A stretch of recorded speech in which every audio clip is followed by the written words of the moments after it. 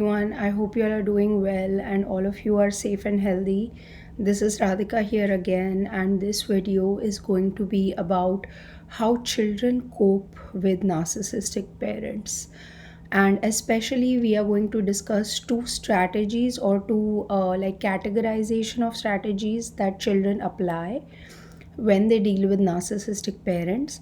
And the third category will be a mix of the first two. So the first category is something we call as internalizers. So you can also call this might also translate to introverts, but I'm going to use the term internalizers. So internalizers are the kids who are very introspective. So if the parent is acting out, or the parent is acting immature, or the parent can't regulate their emotions, the internalizing child will kind of backtrack their steps and figure out at what point my parent lost it, and they will analyze the issue to a depth. So usually these are the kids who later on might become the invisible child or the scapegoated child, etc. So, what they do is they don't take the trauma that is given by their parent or the immaturity given by their parent and simply put it out on someone else. What they do is they sit with it and they try to analyze it. They try to see at what point did my mother start blaming me? What might have triggered her to do this? And they kind of try to fix this all as a puzzle themselves. Over time, they learn not to agitate their immature or emotionally dysregulated parents. They start walking on eggshells pretty quickly.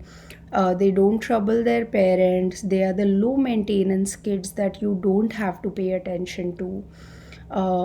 They seem very independent. They do things on their own. They don't depend on their parents because they can't trust their parents. If the parent is a figure who is not there for them, instead they have to look after their parents. They become parentified, at least emotionally, at a very early age. So these are the kids. Internalizer kids are the ones who later on might also become the truth tellers of the family. When they start blurting out the truths and, like pointing fingers at people, they start getting scapegoated by the dysregulated parent or the dysregulated family that doesn't want to own their own emotional baggage. Sometimes these kids, they don't become the scapegoat. What they do is they completely eliminate their existence from the family system. So they might move cities, they might go to another place, they might only be in contact with the family over the phone, just keep it very formal with the family. So they might have regulated their own emotions and understood that I can only have a good life when I'm away from my narcissistic family. So some of them also turn out this way. Now let's go to the externalizers. So the externalizers are the kids who see the dysfunction in their emotionally immature parents or narcissistic parents. But what they do is, instead of taking it and analyzing it for themselves, they kind of put it out in the world in some form. So they might act out, or they might try to trouble the internalizer's siblings, who keep it to themselves. So maybe the mom yells at the externalizer, and then the externalizer yells at the sibling internalizer.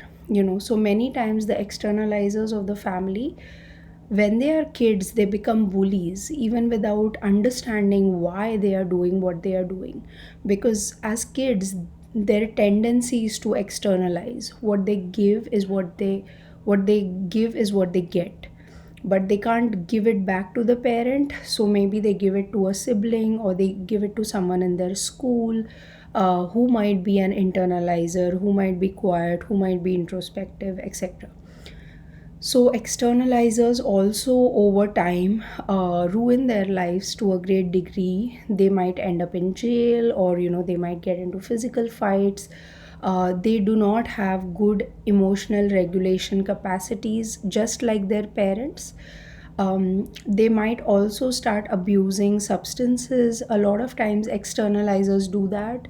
Internalizers, on the other hand, might become workaholics, so they do coping strategies, but they do coping strategies that are a bit better for them and less harmful than what externalizers might sometimes apply to get rid of the pain of having a very dysregulated and a neglectful childhood.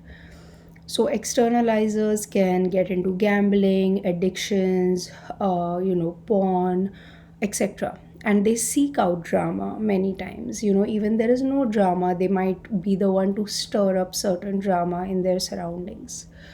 Externalizers have a tendency to blame the other person in a very similar way that their immature narcissistic parents blamed them for the inability that they had to regulate their own emotions. So externalizers have this habit of, it's their problem, it's not my problem. On the other hand, internalizers might have an extreme outlook that everything is my problem. So that's how different children try to cope with immature narcissistic behavior in parents. Now there's a mixed category where internalizers sometimes become externalizers under stress, right? So an internalizers who takes on pressure, maybe at a point breaks, and they might do something totally outrageous like have an affair with a coworker, and kind of ruin their life in that one outburst of internalized emotional dysregulation that they have. And they might not be a bad person, but they made a bad choice, because of so many repressed things that they have kept in themselves over the years. Similarly, externalizers sometimes might hit rock bottom so bad that they become suddenly an internalizer. Suddenly say they are doing drunken driving, they get a DUI, they end up in jail, they lose their job, something extreme like that happens. Suddenly they can become very introspective, and in that sudden burst of introspection everything comes back to them and they see everything clearly, and they can also change their life.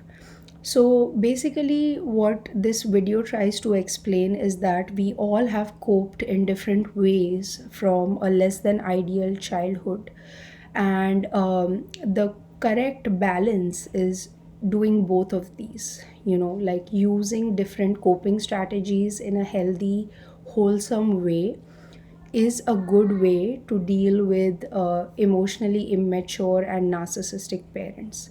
So, I hope this helped you in some way, and as always, I wish you all a lot of love and a lot of light. Thank you. Bye.